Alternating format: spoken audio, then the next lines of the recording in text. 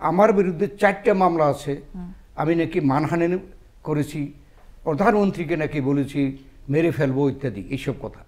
আমাদের নেতারা এত নির্যাতন নিপীড়ন সহ্য করে কিন্তু বিএনপিতে টিকে আছে। বিএনপিতে টিকে আছে বলেই আজকে এই বাংলাদেশ জাতীয়তাবাদী দল বর্তমানে যে বাংলাদেশে যে রাজনৈতিক দল আছে তার মধ্যে সবচাইতে জনপ্রিয় দল আজকে বিএনপি।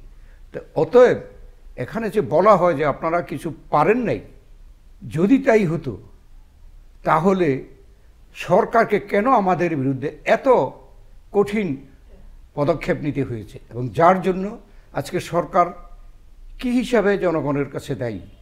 হত্যাকারী, গুমকারী, দুর্নীতিবাজ, ব্যাংক লুটকারী, মিথ্যা মামলা দেওয়ার জন্য দায়ী, আমাদেরকে নির্যাতন করার জন্য দায়ী। অর্থাৎ তাদের ষড়যন্ত্রের সাথে আপনারা পেরে ওঠেননি।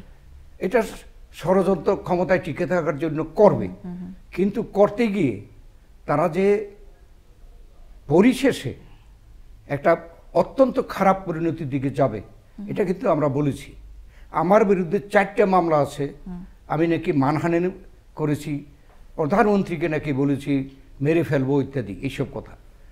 আমরা বলেছি যে এইভাবে যদি চলতে থাকে তাহলে কিন্তু এই সরকারের পরিণতি ভালো হবে না। অর্থাৎ এবং সেইটা কিন্তু এটা আমরা এই 5ই আগস্ট এটা দেখলাম। বিএনপির ভারপ্রাপ্ত চেয়ারপারসন জনাব তারেক রহমান সহ আপনারা সকলেই নির্বাচন দ্রুত দেওয়ার জন্য অন্তর্বর্তীকালীন সরকারকে বলছেন। নির্বাচন যদি দ্রুত দেওয়া হয় তখন তা আসলে এই যে পতিত সরকারের বিভিন্ন নেতাকর্মীদের বিরুদ্ধে যে মামলা সেটার বিচার কার্য সবটা শেষ নাও হতে পারে। সেক্ষেত্রে আওয়ামী লীগের নির্বাচনে অংশগ্রহণ করা নিয়ে আপনারা কি ভাবছেন?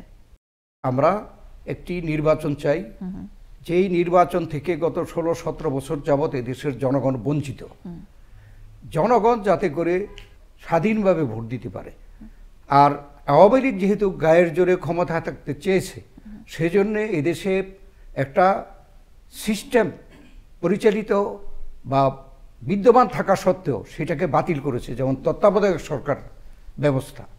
আমরা কিন্তু আমাদের নেত্রী দেশনেত্রী বেগম খালেদা জিয়া গণতান্ত্রিকভাবে নির্বাচিত হয়ে এদেশে যাতে করে নির্বাচনগুলো সুষ্ঠু নিরপেক্ষ হয় এবং পূর্ণ গণতান্ত্রিক পদ্ধতিতে হয়, সেই জন্যই তত্ত্বাবধায়ক সরকার ব্যবস্থা চালু করেছিলেন। এবং এদেশের জনগণ প্রমাণ করেছে এই তত্ত্বাবধায়ক সরকারের অধীনে সরকার পরিবর্তন করতে পারে ভোটের মাধ্যমে। যেমন 1991 সনে এই জনগণ আমাদেরকে নির্বাচিত করেছে, 1996 সনে এই জনগণ আওয়ামী লীগকে নির্বাচন করেছে, আবার 2001-এ এই জনগণ আমাদেরকে নির্বাচন করেছে।